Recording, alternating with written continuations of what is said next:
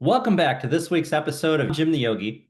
And if you haven't heard, after our 100th episode and to kick off season three, I'm doing solo cast every Thursday to delve deeper into some of the topics that have come up on our show. So I want to start by thanking everyone for all the positive feedback on my first solo cast and the encouragement that I've received to keep doing them. I appreciate it, I really do. So today we're delving deep into gratitude and how it can transform your life by finding joy in the little moments, no matter how chaotic things get. I'm going to share with you how I practice gratitude, why you should incorporate this practice of gratitude into your life, including scientific studies on gratitude and some various ways to practice gratitude. We'll end today's solo cast with a guided gratitude practice. I have to admit, I'm not perfect. My wife will like hearing me say that, but it's true. There's times when I get upset, and whether it's anger, resentment, anxiety, depression, stress, there's times when my mental state is off, and I'm sure you've been there too. So whether it's something that triggered me at work, my home life, a bad driver, horrible service at a restaurant, a bad day on the pickleball courts, sometimes I allow events to take me out of my joy and into a negative state. Sometimes these negative states of mind, they can linger and they can affect other parts of my life and relationships. I'm sure you've found that too. Fortunately, this doesn't happen to me very often, but when it does, I use gratitude to turn my mindset around, to get out of the mental funk. And I could turn it around almost instantly, thank God. You know, at times I'll just close my eyes. I'll remind myself of all the things that I have to be grateful for. My wife, my kids, my grandkids, my in-laws, my health, my job, living in Florida, my dog, and on and on. You know, this puts things into perspective for me, and my mindset changes, and I'm joyful again almost instantly. It's like the negativity just washes away. You know, gratitude, it's not just about saying thanks. It literally rewires your brain for happiness and resilience. So last week we talked about meditation, and just like with meditation, gratitude can train your mind to help you find calm and clarity. Whether your mind's stewing on something or running wild, gratitude can return it to equanimity. Well, just like meditation, really. But it is different than meditation. So here's a little science to back this up from the Journal of Personality and Social Psychology. It was in a study in 2003 by Emmons and McCullough. And participants who wrote about things that they were grateful for weekly for 10 weeks reported a 25% increase in happiness and better life satisfaction compared to those focusing on neutral or negative thoughts. So this study shows gratitude is it's like a happiness gym. You know, with regular workout, you'll get stronger at seeing the good stuff in life and strengthening your joy. Imagine feeling 25% happier in life just jotting down what you appreciate. That's pretty powerful, right? We all want to be happier. We all want happiness. I mean, who doesn't? There was another study in the Clinical Psychology Review in 2010, and it found that keeping a gratitude journal and other gratitude practices lowers symptoms of depression and anxiety with a 10 to 20% reduction in stress markers in regular practitioners. Again, pretty powerful. You know, when you're lowering your anxiety or depression by 10 to 20%, um, that's pretty good, you know. So in our fast-paced world with phones buzzing all the time, the news screaming at us, gratitude, it's like a mental shield. It doesn't erase stress, but it helps you handle it better. I'm going to tell you about one more study. I really like the study, and the practice also emphasized um, I think it was, don't quote me on this, but Diane Jean Aldrich's podcast that she did with us, where she talked about how important it is to thank other people for simple things in life. So the studies from 2010 in personal relationships, that was what the journal was called, it found that thanking your partner or a friend can increase relationship satisfaction by 15% and strengthen social bonds even during short interactions. Saying thanks to your buddy for grabbing a cup of coffee, for your partner for doing the dishes, you know, these aren't just polite things. It's building stronger connections with the relationships you have. Try it today. See how many opportunities that you can find to say thank you. It's kind of fun. So we're going to move on to talk about some of the ways that you can practice, other ways that you can practice gratitude. And know again that it's just like meditation. There's no perfect way to practice gratitude. Start small and it'll grow. Remember, gratitude, it isn't about forcing positivity. It's about noticing what's already good. So I'm going to give you 5 beginner-friendly ways to practice gratitude, no matter how busy you are in your life. Number 1, gratitude journaling. I have to say, I'm not a journaler, but I know a lot of people that are, and they get a lot out of journaling. You can start by placing a journal next to your bed, and each evening, write down 3 things that you're grateful for from your day. This could be a compliment you received from somebody. Maybe you're grateful for a great meal you had, or maybe you met a new dog. I mean, I don't know. Whatever it is you're grateful for, just jot it down. It only takes a couple minutes. And it doesn't have to be complicated or lengthy. We're looking to build the habit of noticing positives and to be thankful for them.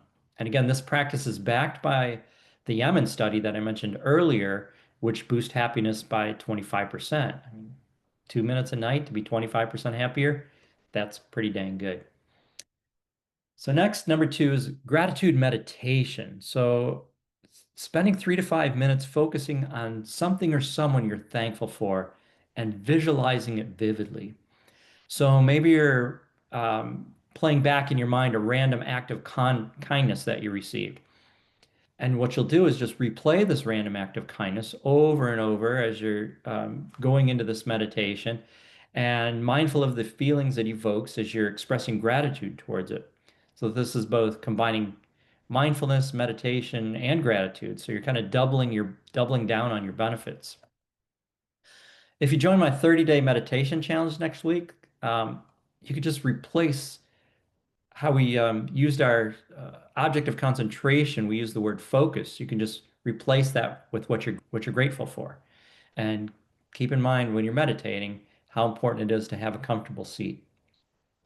All right, number 3, gratitude letters or text. I like this one. So write a short note or text to someone thanking them for something specific.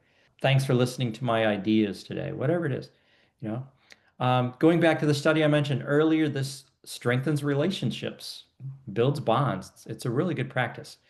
We're texting all the time, right? This, that, blah, blah, blah.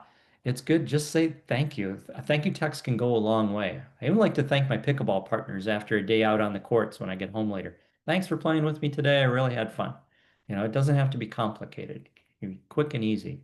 Number 4, gratitude pause in daily moments. So what does that mean? So maybe you're out for a walk or you're eating, just take a moment. Maybe you're driving, just whatever you're doing, just take little pauses, little moments in your day to be grateful for something. Maybe it's the taste of the food that you're eating or feeling the breeze on your face when you're out for a walk. Maybe you're driving and you're just happy to be alive. I mean, just be grateful.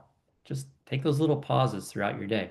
It's going to train your brain to find joy in the present and which amplifies the mindfulness benefits. So, give you an example today, I paused before eating my breakfast. And I just like to thank all the people that made my meal possible, from the farmer that grew it, the pickers, to the packagers, delivery people, my wife for making the meal, and just how good the food tastes. And personally, I like to thank Jody for making it all possible, right? Number 5, last but not least, a gratitude jar. I've never done this. Just quick disclaimer, but the idea is it's to keep a jar and a little notepad next to it that anybody in your household can write down daily gratitude things, put them in the jar. That's all you got to do. And then maybe once a week, maybe monthly, you and your family, your partner, whoever, can just go through the jar and just read off the different things that you're grateful for. This is a really fun thing. It sounds like to me. I haven't done it again, but it really does sound fun. And it creates a tangible record of the joy and reinforces the positivity. And maybe you're reading how grateful you are or how grateful someone else is of something you've done. So I think it can be very uplifting and fun to do together. Anything you do to add gratitude to your life is going to be helpful. You know, my wife and I, before we go to bed each night, we like to just take a couple moments and just go over in our minds things we're grateful for, our health, family, friends, whatever it is that comes to mind. And we like to do it in the morning too, right when we get up. So it's wonderful. Wonderful way to prepare for sleep, a wonderful way to start each new day. And having a partner on board with you with a gratitude practice can really help because they can remind you and you can remind them, hey, what are you grateful for? And that can be those little grateful moments. It can be the times before bed, however you want to practice it. So next, let's do a guided gratitude meditation practice together. Again, folks, please don't do this if you're driving. So this is going to be another short meditation like the first one we did in the first solo cast last week. I'm not going to go into detail on creating your seat, though. If you haven't listened to that last podcast episode a week ago on meditation, I recommend you do so that you understand the importance of creating a good seat. So I encourage you to sit down or lie down with your spine relaxed. Go ahead and close your eyes. Take a deep breath in and let it go with a sigh. Just let any tension slip away. Keep breathing deeply, deep in through the nose. Let out a nice sigh. And allow yourself to just relax deeply. Keeping the eyes closed, continue to follow your breath slowly in and out of your nose. Just feel the sensations in your nostrils as the air moves in and the air moves out. And think of one thing from today that you're grateful for. It can be anything. It doesn't have to be the thing you're most grateful for, just any little thing that you're grateful for. It could be a person, a moment, even something small like a delicious drink you have. But whatever it is, picture it clearly in your mind. This is going to be what I call your object of concentration. And as you breathe in, feel grateful in your heart for it. Say thank you and hold that feeling. As you breathe out, let that feeling flow from your heart up to your head. Next time you breathe in more gratitude into your heart, visualizing what you're grateful for. Again, say thank you.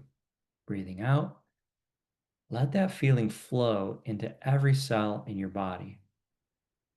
Just repeat this for a few breaths.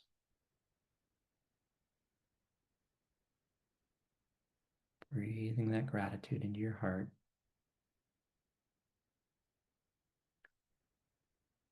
Visualizing it flowing to every cell in your body.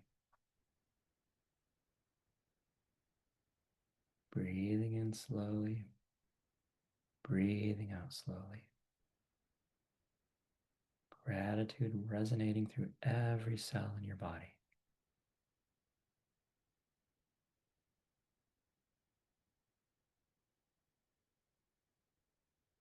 Focusing on what you're grateful for. Breathing in even more gratitude into your heart. And the out breath, sending it to every cell in your body.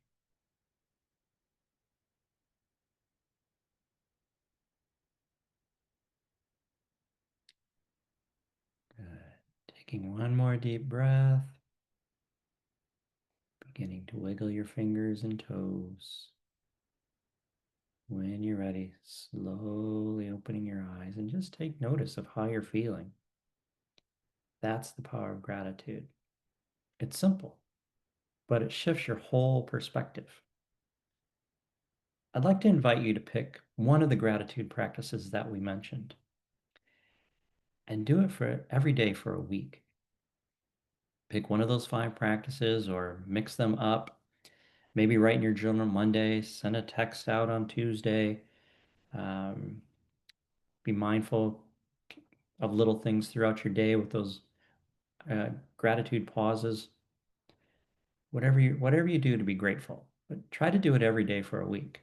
The point is to increase your gratitude for a week and see if it works for you. Maybe you'll find you want to do this every single day going forward.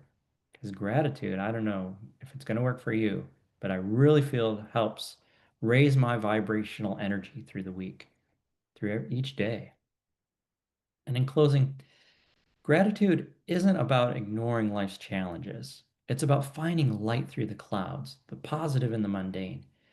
It shifts your focus to what's still good, even when life's throwing curveballs at you. We're all about finding peace, love, and joy, and your health. Whether it's on the beach or in the busy life, you can do it. Thanks for joining me on this solo cast. Keep finding ways to be thankful, and I'll see you next Thursday. Peace.